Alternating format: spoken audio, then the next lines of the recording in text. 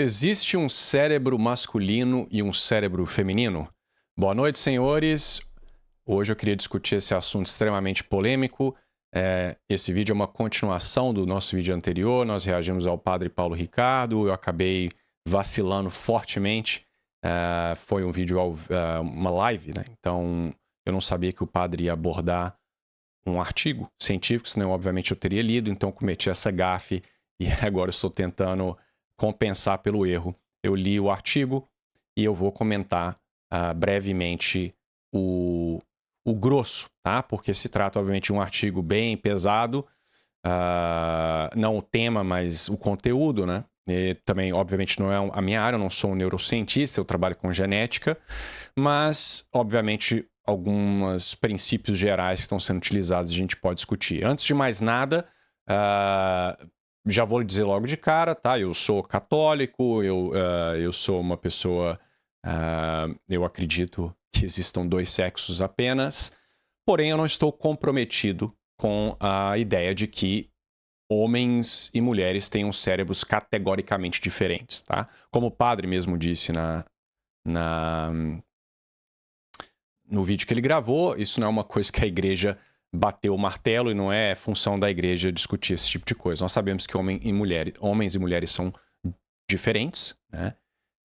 Mas isso não significa que no aspecto cerebral eles sejam diferentes. Agora, qualquer pessoa que já conviveu com uma mulher por mais de 1h30, ou uma mulher que conviveu com um homem por mais de 1h30, vai saber que psicologicamente, em termos de comportamento, homens e mulheres obviamente diferem, né? Então, é bem provável que existam diferenças a nível cerebral entre homens e mulheres, principalmente se você for um reducionista que não acredita em alma e acredita que tudo é biológico. Então, se existem diferenças comportamentais e muitas dessas estão sendo ao menos influenciadas pelo cérebro, então é óbvio que haverão diferenças entre os dois, tá? Isso não quer dizer que exista uma diferença categórica, no sentido de que não haja nenhum tipo de superimposição, tá? Talvez seja, por exemplo, conectividade cerebral. Você tem dois picos, duas distribuições normais e há uma região que as duas distribuições, elas encostam, ficam superimpostas. Então, uma mulher com um cérebro um pouco mais masculino, um homem com um cérebro mais feminino, por assim dizer, tá? Então, é isso que está sendo discutido nesse tipo de pesquisa. Existe quão distinto seriam esses dois cérebros, por assim dizer, tá? Então, como eu disse, vai ser uma análise mais superficial e rápida, tá? O artigo tá aí, ele é open access, quem quiser ler, fique à vontade, se achar que eu não representei bem o que os autores quiseram dizer. Mas, basicamente, o artigo vai exatamente dizer essas diferenças. E uma coisa importante, antes de eu começar... muitas vezes essas diferenças não é só uma questão de curiosidade, tá? Inclusive, para a questão de medicina, você precisa saber das diferenças para que você possa dar um tratamento correto, tá? Mulheres, por exemplo, elas sofrem de doenças tanto genéticas como psicológicas, muitas vezes com uma prevalência diferente da do homem. Tá? Mulheres, por exemplo, são mais suscetíveis à depressão, o homem tende a ter mais Alzheimer do que mulher, então doenças, obviamente... a nível genético também variam a prevalência, então é importante saber o sexo da pessoa. Inclusive, quando se faz análise de genética, né, que eu estou mais acostumado, você vai tentar encontrar variantes no genoma que estão associados com uma doença. Se o sujeito escreve lá no banco de dados lá que eles estão utilizando, se o sujeito que a amostra de DNA foi removida, coloca lá no sexo ambíguo, ou não tem, ou não quero falar qual é o meu sexo, essa amostra ela é removida, tá? Porque senão você pode causar um problema ali seríssimo, tá? Se cada um colocar o sexo que quiser ali nas respostas, tá? Então é uma questão de importância médica, tá? Não é só uma questão de dois ladinhos de uma briga ideológica e não há razão de ser, tá? Então, basicamente, eles vão abrir falando sobre essas diferenças que já foram identificadas, né? E o mais importante não é só você identificar as diferenças, mas saber se elas são consistentes o suficiente para que você possa prever, né? Se eu te der no caso aqui, um MRI, né? Uma ressonância magnética de um cérebro, você consegue olhando ou usando um modelo, prever se aquele cérebro veio de uma mulher ou de um homem, tá? Então ele vai falar aqui, né, algumas coisas que já foram feitas, porque que algumas não tiveram uma accuracy, eu nunca lembro qual que é essa palavra, acurácia, essa é uma palavra em português, acurácia alta, e eles vão tentar desenvolver um método para estudar essas MRI, a ressonância magnética com um modelo melhor, tá? Então, basicamente, eles vão usar essas MRI chamado Resting State Functional MRI. Então, é basicamente a pessoa fica deitada lá na máquina, ela não faz nada, fica quietinha, deixa a mente vazia e o MRI fica lá tirando imagens do cérebro dessa pessoa para ver a conectividade, né, ao longo do tempo. São várias imagens que são geradas ali ao longo da sessão, tá? E às vezes o paciente volta mais de uma vez para fazer essa análise, tá? Para uma questão também, inclusive, se há uma repetibilidade, tá? Enfim, então eles têm esses dados, né, de várias e várias pessoas, homens e mulheres, ok? E eles vão pegar aqui essa figura que ajuda. Eles vão mapear esse cérebro em várias regiões. Você tem ali a informação do MRI. E eles vão desenvolver um modelo de rede neural.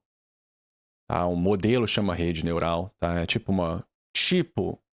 um chat GPT da vida, um modelo de previsão, que vai ser treinado com essas imagens, de forma a ser capaz de prever em uma outra imagem se aquele MRI veio de um homem ou de uma mulher. Tá? Se não há diferença nenhuma entre homens e mulheres, então esse modelo vai ter uma accuracy, uma acurácia, sei lá, baixíssima, tá? Porque não há uma relação entre essa conectividade, ou o que é que seja que o MRI está pegando, e o sexo da pessoa. Tá? Então, basicamente, é isso. Então, eles pegam mulheres e homens, MRI dos dois, você tem essa time series, né, todos esses dados, eles vão transformar esses várias e várias variáveis em variáveis menos complexas, tá? E você vai treinar, então, assim como o chat GPT é treinado no Google, em palavras, para ser capaz de prever uma palavra depois da outra, aqui eles vão tentar prever usando esses dados de MRI, tá? E aí eles fazem diferentes tipos de testes, tá? A gente tem uma coisa que a gente chama de cross-validation, porque basicamente a gente faz isso na genética também. Então você pega umas imagens, nesse caso, ou no caso da genética, vários genomas. Você tem, sei lá, 100 pessoas, você tira 10 pessoas para fora, você treina o seu modelo com a informação contida ali nos 90%, e aí você tenta prever a característica, nesse caso seria o sexo, tá? Na genética pode ser qualquer coisa, doença, susceptibilidade ou não, tá? A doença. E você vê a accuracy, a acurácia do seu modelo, tá? E aí você faz isso de novo. Volta aqueles 10%, tira outros 10%, roda o modelo de novo, vai tirando até você ter todos os indivíduos terem participado do treinamento e do teste, tá? E aí você vê a média de accuracy, né, de acurácia. Eu vou continuar falando acurácia mesmo que essa palavra não existir, tá bom? Actually, eu vou dar uma pausa e ver se ela existe para eu parar de falar bobagem. Ok, aparentemente não existe. Então, precisão, ok? Então, a precisão do modelo. Então, basicamente, eles fazem vários tipos de testes. O primeiro foi um pouco difícil de entender, me pareceu um pouco ambíguo, mas eles não... Quando você faz o que a gente chama de cross-validation, né? Se tira 10%, treina, faz a previsão, você faz esse cross-validation a nível de indivíduo, tá? O que me parece que eles fizeram aqui foi não com o indivíduo, você tira o MRI de, sei lá, 50 indivíduos e treina nos outros 500, mas nas sessões. Então você está basicamente sei lá, são 5 sessões, o mesmo paciente veio, fez o MRI like 5 vezes, e aí você está tentando fazer uma validação com o MRI, sei lá, da sessão 5. Você tenta prever se as imagens coletadas na sessão 5 vieram de um homem ou de uma mulher, tá? Eu, para ser bem sincero, já enxergo um problema aí sério, porque você tem o que a gente chama de information leakage, né? É o mesmo indivíduo, tá? Então, é óbvio que o seu modelo vai ter uma acurácia muito mais alta do que se fosse uma pessoa que não participou do grupo de treinamento, tá? E é por isso que lá no vídeo do padre, né, eles encontraram, e tá aqui, ó, quando eles foram fazer essas previsões com diferentes sessões, eles encontraram uma precisão de 90%, 94%, tá? Mas veja que lá para a sessão 4 já é 87%, enfim. Uma precisão muito alta, tá?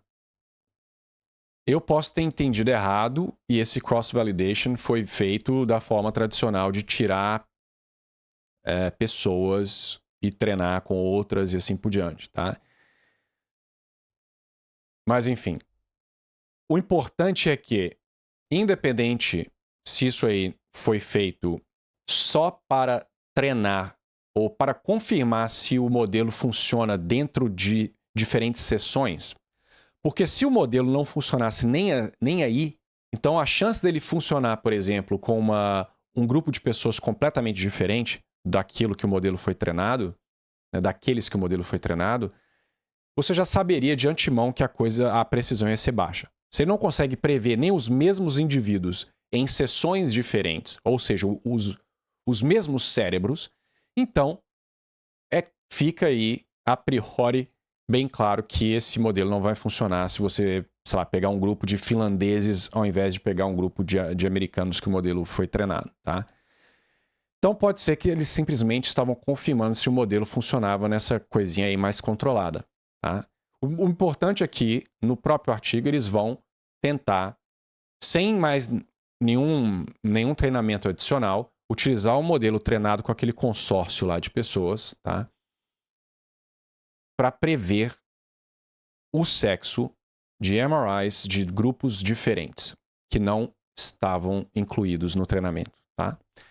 Quando eles fazem isso, a precisão do modelo cai, tá? Para 80 e 81 ao invés dos 90, tá? Na média. O que ainda é alto, tá? Eu trabalho com genética, se eu conseguisse fazer uma previsão sei lá, da probabilidade de um indivíduo desenvolver uma doença e acertasse 80% das vezes, seria um valor muito alto, tá? A gente geralmente fica feliz com muito menos do que isso, tá? Então, querendo ou não, parece que existem diferenças claras entre homens e mulheres a nível de conectividade cerebral, de acordo com o artigo, tá? Só que eles fizeram algo a mais. Quando o modelo está se treinando ali com aqueles dados, né, por causa do tipo de modelos que eles usaram com inteligência artificial e sei lá o que das contas, eles foram capazes de saber quais as características ali, eu vou chamar de características do cérebro, ou do funcionamento do cérebro ali durante a sessão, que mais tem peso para discernir mulheres e homens. Você está lidando com um dado extremamente complexo, são várias as informações ali naqueles MRIs. Então, dessas centenas de dados ali, quais são os aspectos do MRI, né, desses scans, que estão pesando na decisão do modelo de atribuir aquilo a uma mulher ou um homem? Então, em outras palavras, o que realmente é diferente nesses MRIs entre os homens e as mulheres? Não vai ser tudo, tem coisas que vão ser parecidas, e isso aí não vai ajudar na previsão do modelo. São aquelas coisas, aqueles aspectos que são muito diferentes que vão dar mais peso, o que a gente chama de weight, literalmente peso no modelo. Então eles foram lá e olharam, por exemplo, quais regiões do cérebro que estavam pesando para essa decisão do modelo, tá? Eu não sei se tem uma tabela especificamente para isso. Eu vou procurar, vou dar uma pausa aqui, procurar e já volto. Então, você não tem uma tabela, mas você tem esse gráfico aqui, né, esse histograma. Então, aqui seria o que a gente chama de effect size. Então, é o quanto que aquela variável tem um efeito, né, na outra variável. Né? Então, no caso aqui, quanto que essa variável que está aqui no eixo X é capaz de prever o sexo. Né? Então, quanto maior o effect size, mais contribuição daquela variável você tem. Tá? Ela tem um efeito maior. Tá? Então, isso simplificando, ok? Então, você tem aqui as partes aí do cérebro, para quem é da área de medicina ou da área de neurociência, vai ser capaz de identificar isso aqui muito mais do que eu, né? Você tem lá o sistema límbico 1, o tálamo, DMN3, enfim. Então, parece que o DMN1 seria com maior peso, o estriato seria com o segundo maior, o sistema límbico 2, enfim, tá? Então, tá aqui a tabelinha, tá? Então, você tem aí o nome da variável, a descrição e o efeito, né? O tamanho de efeito, tá? Que é essa aqui, para quem gosta de estatística, essa é a forma com que foi calculado, tá? Mas enfim, você tem lá o DMN1, que seria a mais importante, então tem a ver com pensamento referenciado a si mesmo, né? Essas coisas introspectivas, né? Sensibilidade à gratificação, hábito de aprendizado. Essa outra aqui,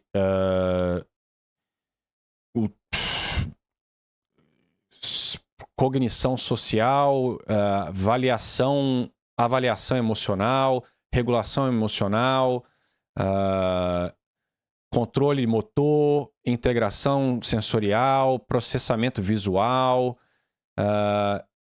de novo, controle cognitivo, memória funcional, enfim, dá para entender mais ou menos o tipo de aspecto aqui que está sendo investigado, né? Detecção de saliência, atenção ventral, sei lá o que é isso, controle de atenção de cima para baixo, visão periférica, então várias coisas de emoção, né? De inteligência, de controle motor e coisas do tipo, tá? Então, cara, é mais ou menos isso. Depois eles fazem também algumas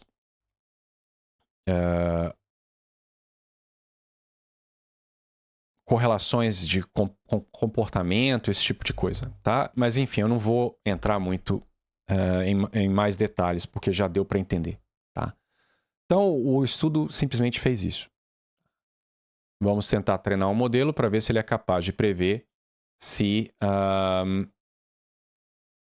o sexo do indivíduo baseado simplesmente na imagem de MRI. São várias ali, né? Não é apenas uma, tá? Então, quando se treinou com um grupo de indivíduos, sei lá, americanos e testaram isso com um outro grupo de pessoas que não participou do treinamento ali, do modelo, a precisão foi por volta de 82%, tá? Então, o modelo erra 18% das vezes, tá? Então, isso dá a entender que, obviamente, existe, ele não é uma coisa completamente binária, né? Um cérebro feminino, cérebro masculino. Você tem claramente diferenças, mas né, as coisas, às vezes, elas estão igual à altura, né? Homens são, na média, mais altos, mas existem algumas mulheres que são mais altas que alguns homens. Né? Então, parece ser esse o caso. Agora...